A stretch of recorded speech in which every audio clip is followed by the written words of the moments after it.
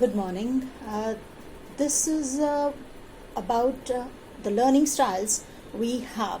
Rather, since we are talking about children, so we would know that what learning styles children have. Children are taught when in the class simultaneously. Why does this happen? That many of them do not get it, and many of them get it beautifully. Some perform very well, and some do not. There are reasons, because we have got to, the neuroscience has got to know that there are 9 learning styles. So first style I'm going to talk about is kinesthetic learners. Since it's in a group, children are all sitting together, it's very important for a teacher, a trainer, a counselor, an educationist, and especially the parent themselves to know that what kind of children they have and how can they enhance their learning capability. So first kind of children I'm talking about is kinesthetic children. You must first understand what are they, what are different types, and identify your child and work accordingly the way I am going to teach you. So first is a kinesthetic learner. They learn through feelings or emotions. They involve more with the action, right? And they feel to go into motion, do a lot of work, and just they cannot sit idly. So movement is their learning style. So apart from movement, there is a second thing that they learn through story. Number 3, they learn through visual. So first is movement, second is story, and third is visuals. These kinesthetic learners, they learn through it. So what should you do? You should take children outdoors, and according to a research, it has found that the students who had been taken outside and were given a lot of room outside the classroom, they performed very well in their exams, and even their academics was quite improved. And also, number 2, that you should let them move. Though it's very tough for a teacher actually to let them move, but if the students without disturbing are making a move in the classroom, let them be, because you won't find many kinesthetic learners in the in your class. So let them move, and the more movement they'll have, the more learning they'll have. Also, you can have these I myself have seen these kinesthetic learners. Being an educationist for 28 years, I have identified such learners. So these kinesthetic learners, they also have a lot of imagination. Let them have a lot of imagination. Let them draw diagram. Encourage them to put their hands on on drawing.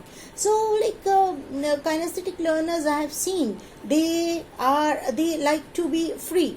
They just do not like to be bound by inside a boundary called classroom, or even at home. And if you made them sit on a desk and chair, they would simply refuse, because they cannot concentrate much on studies for longer.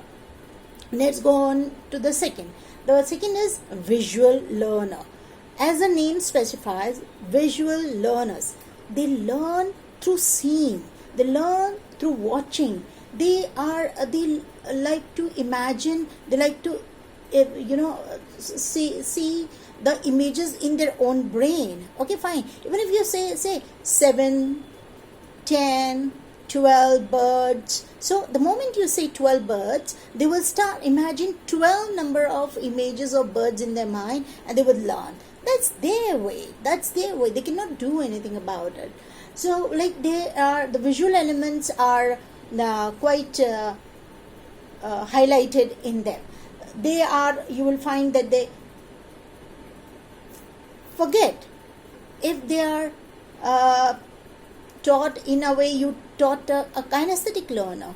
And so what you need to do, that you need to make them see, okay, through pictures, through something which is drawn on the board.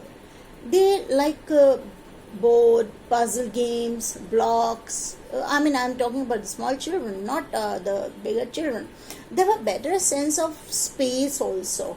They are very imaginative. So you'll find that if your child is very imaginative and has drawn beautiful pictures, so that you must understand that your child is visual learner.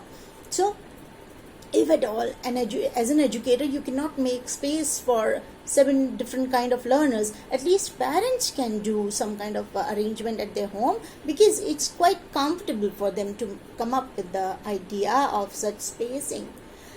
So what you do, you make flashcards, you make word puzzles, you make draw Pictionary, like there is a dictionary, it is written, so you make Pictionary, that is, take a book, take a diary and draw images. For small children you can do it, and for middle school children or senior secondary children, what you can do is that you can tell them to convert the whole lesson into small pictures, chunks, and they can learn. Okay. So whiteboard games also they like. If you are a teacher who draws and explains them, you are a teacher who explains through video or a movie, small movie, then such children would learn better with you. Now next, the visual learners. After visual learners, we also have verbal learners. They are also known as they are also known as linguistic learners, because they are verbal learners.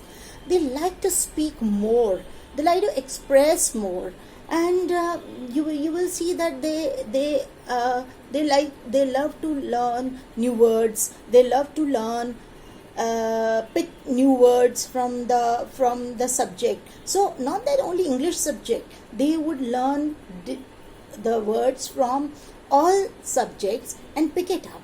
You put it in their personal diary and use it. They will ask you more questions. They will love to read the lesson. They would won't like you to be expressing to pictures or through outdoor games. They would like to sit, read and enjoy, because they are verbal learners, so they enjoy reading. So what should you do?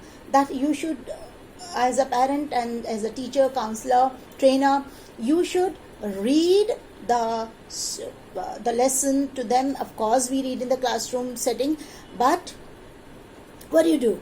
That you tell them to make a summary of the lesson. It could be any subject, and then tell them to make a presentation. Tell them to put it in a story form. This would be a revision, as well as they'll have the scope of reading to themselves, reading to their audience, just imaginative audience, and they'll have a lot of enjoyment in doing so.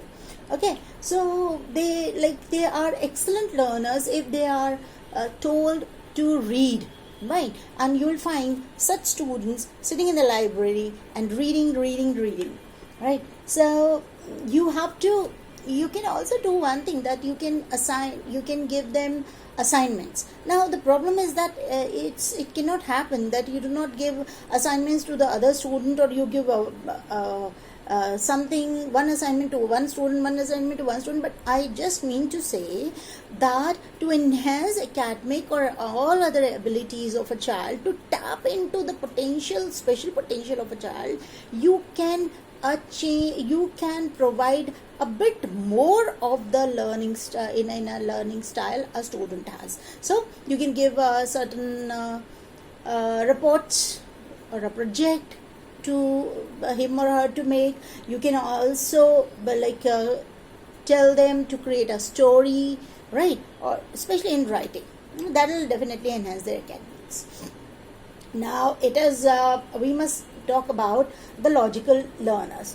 If your child makes list, organizes the things, think so much about giving you answer, and revises everything before presenting something, always make mathematical reading that whether should I do it or not 10 times before doing it, making it a final draft. So they are the students, they like to study science. They are IITians, or they do BTech or BE, and they are the students, they sometimes even move to the the areas which has something to do with maths and science. They also adopt architecture, they are software developers, they are software engineers. So it is, 70% of the time I have seen this, that just students whose left brain, they are left brain driven, whose left brain is more empowering, is more powerful. They have got this learning style, and they prefer visual over words. They prefer speaking very in short sentences.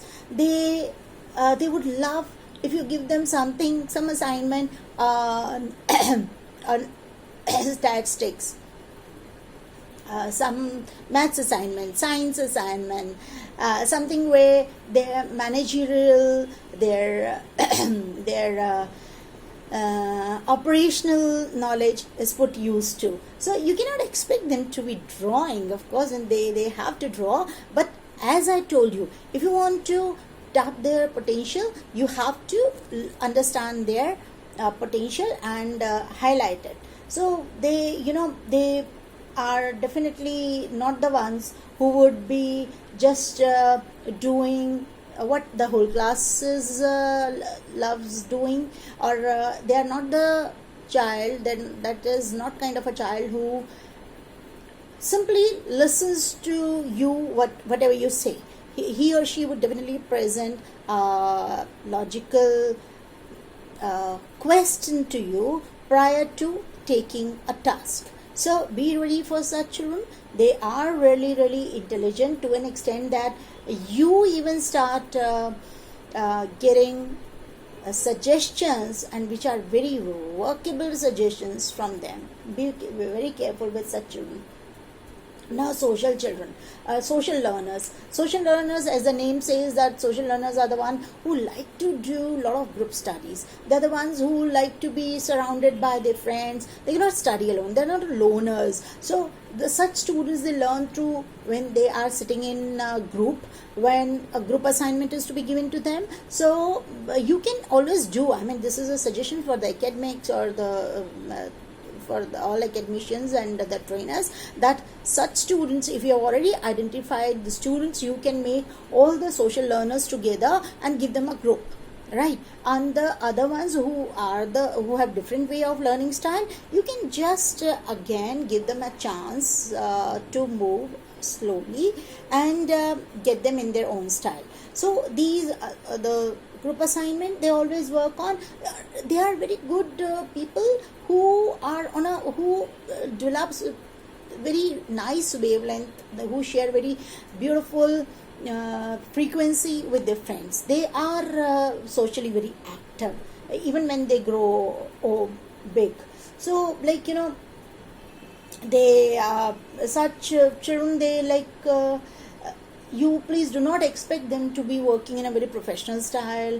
Even if they grow, they will have they will feel hindrance in taking the things professionally. They would just love to be homely, not a professional atmosphere they would want. Now next we go solitary learners. They are just opposite to the social learners. Solitary learners are the one, please touch me not, and I will do everything on my own. Such children are to be left alone, and they are just given a task and are told to take their own place, have their own space, enjoy their own space. They need to have a lot of concentration on the work because they just not very used to of crowd and of a lot many voices, their own inner voice gets lost in the outer voice. So they can just proceed to a work when they are left alone in a room. Such children like to sit on a desk and organize the things, and then prefer working in a very professional style, and even the presentation, if they would like to make it themselves. Such children are proven or born leaders, and they are one man army. They are one person army. They can handle the project themselves. So my humble suggestion to parents and educators is that such children should also be advised to make bit of